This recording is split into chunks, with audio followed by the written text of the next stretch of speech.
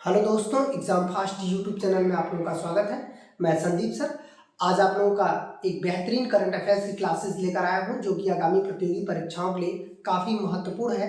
चाहे वो state level का एग्जाम हो, सेंट्रल गवर्नमेंट का एग्जाम हो, किसी तरह का एग्जाम आपके लिए काफ़ी महत्वपूर्ण होगा ये current affairs.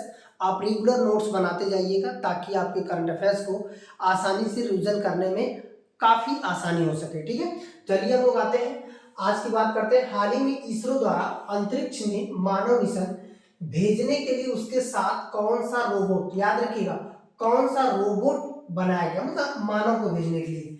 Vyommitra, Radhika, Akshara robot ISRO, इसका क्या नाम है? इसका नाम व्योममित्र है। याद रखिएगा ये अंतरिक्ष में जो है, अंतरिक्ष में जाएगा और वो भी किस मिशन से? मिशन गगनयान। गगनयान मिशन गगनयान के तहत मानव पहली बार, भारत जो है, भारत मानव को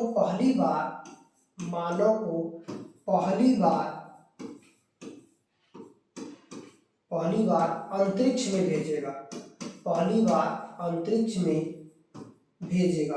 तो ये बातें जो है यहाँ पर क्लियर हो जाएगी, जो कि काफी महत्वपूर्ण है मिशन गगनयान। अब यहाँ पर हम लोग देखें तो इसमें व्योममित्र जो है इसके साथ भेजा जा रहा है, ये काफी इंपॉर्टेंट है। ऐसे में जो है इंपॉर्टेंट क्वेश्चन जो है पूछे जा सकते हैं, ये वेरी इंपॉर्टेंट क्वेश्चन है। ठीक है, तो चलिए लोग अगली क्वेश्चन की बात करते हैं। अगले क्वेश्चन में देखते हैं, अगला क्वेश्चन है, हाल ही में किस देश के वैज्ञानिकों ने जीवित रोबोट जो है जिसका नाम है जेनो रोबोट्स का आविष्कार किया। ये कैसा रोबोट है? दरअसल ये ऐसा रोबोट है जो मानव की तरह काम करेगा, मानव की फीलिंग को समझेगा, यहाँ तक कि मानव जिस तरह से बात कर रहा है उस तरह से एआई सिस्टम पर बात भी करेगा। मतलब आर्टिफिशियल इंटेलिजेंट है ये, और ये मानव की तरह बात भी करेगा। ठीक है, तो ये किस देश द्वारा जो है जेनो रोबोट्स तैयार किया गया? और जेनो रोबोट्स क्या है? एक मानव की तरह जो है रहने वाला रोबोट है। ये जापान ने किया है, दक्षिण कोरिया ने, चीन ने, अमेरिका ने। तो इसका सही आंसर क्या हो जाएगा? अमेरिका द्वारा जेनो रोबोट्स तैयार किया गया। ये भी आपका एक महत्वपूर्ण पॉइंट होगा। चलिए आगे हम लोग बढ़ते हैं अगले क्वेश्चन की तरफ। अगला क्वेश्चन है, हाल ही में जातिगत जनगणना जो है बिहार में कराई गई है, और आपने देखा होगा कि पहली जातिगत जनगणना बिहार में कराई गई है। अभी तक देश के किसी भी हिस्से में जातिगत जनगणना नहीं कराई जा रही थी।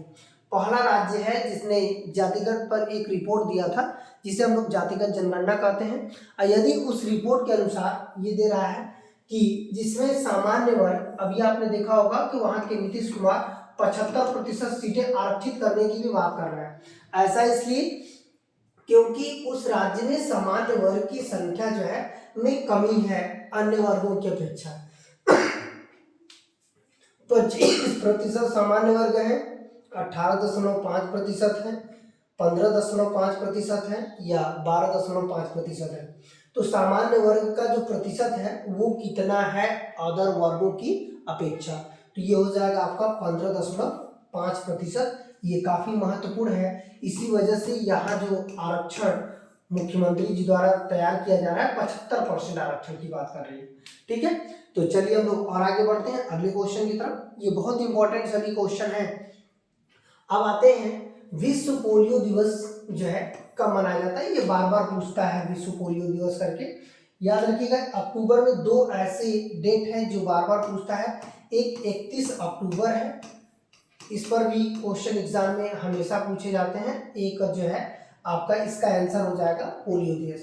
15 अक्टूबर है, 20 अक्टूबर, 24 अक्टूबर और 28 अक्टूबर। तो इसका सही आंसर क्या हो जाएगा? 24 अक्टूबर हो जाएगा। और 31 अक्टूबर क्या है? ये है राष्ट्रीय एकता दिवस, राष्ट्रीय एकता दिवस।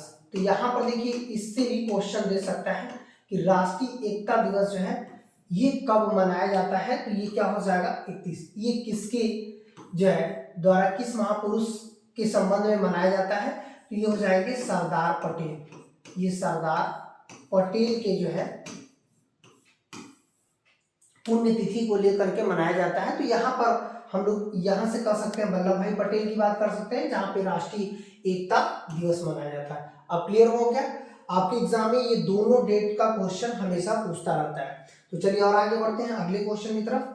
अगला क्वेश्चन हो जाएगा, भारत कृषि उत्पादन 2022-23 की यदि रिपोर्ट देखें, ये जो नई रिपोर्ट 2022-23 की देखें, तो भारत में सर्वाधिक खाद्यान्न कौन सा उत्पादन होता है? मतलब पूरे भारत में यदि हम लोग मीट्रिक टन या कुंटल की बात करें तो प्रति यदि देखा जाए, हेक्टेयर की बात तो छोड़ दीजिए, लेकिन पूरे भारत में कौन सा अनाज सबसे अधिक मात्रा में जो है उत्पादन हुआ है? तो यहाँ पर हम लोग बात करेंगे, चावल हुआ है, गेहूं है, दाल है या मोटे अनाज है।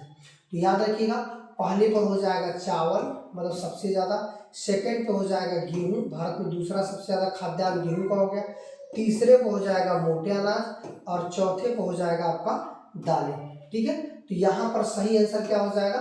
चावल। भारत में खाद्यान्न उत्पादन में सबसे ज़्यादा कौन सा खाद्यान्न होता है? चावल होता है। ठीक है, अभी हाल ही के 2022-23 की रिपोर्ट के अनुसार। ऐसे ही क्वेश्चन करंट अफेयर्स में पूछेगा, ये भी बहुत इंपॉर्टेंट क्वेश्चन है, याद रखिएगा, वेरी इंपॉर्टेंट क्वेश्चन है। ऐसे ही एग्जाम में करंट अफेयर्स के क्वेश्चन पूछे जाते हैं। इसी वजह से आप और ज़्यादा परेशान होते हैं कि आप नए नए करंट अफेयर्स पढ़ते जा रहे हैं, वो डाटा कहीं और का दे देता है। तो ये पूरे वार्षिक रिपोर्ट डाटा, आर्थिकी रिपोर्ट डाटा, वो सभी आपके एग्जाम में पूछे जाने वाले क्वेश्चन है। ठीक है, तो चलिए और आगे बढ़ते हैं। अगला क्वेश्चन हो जाएगा कि बिहार में जो जातिगत जनगणना, इससे पहले भी एक क्वेश्चन इसमें था, रिपोर्ट के आधार पर किस जाति की जनसंख्या प्रतिशत सर्वाधिक है? मतलब कौन सा जाति जनगणना जो है रिपोर्ट के अनुसार सबसे ज्यादा जनसंख्या में है? तो यहाँ पर पिछड़ा वर्ग, सामान्य वर्ग या अत्यंत पिछड़ा वर्ग या अनुसूचित जाति, बिहार में सबसे ज्यादा किस वर्ग की जनसंख्या है जो जातिगत जनगणना रिपोर्ट आई थी? तो इसमें कौन सा है? तो ये सही आंसर इसका क्या हो जाएगा?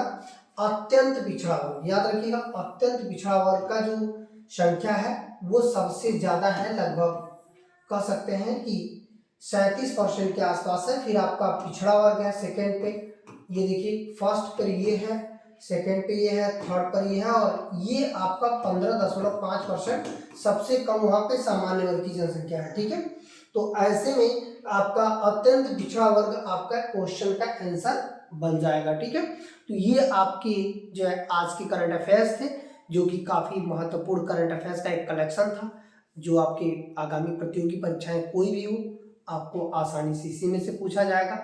तो इस तरह से अंत तक बने रहने के लिए बहुत बहुत धन्यवाद। यदि आपको वीडियो पसंद आती है तो लाइक, सब्सक्राइब, शेयर जरूर करिएगा। ठीक है, धन्यवाद।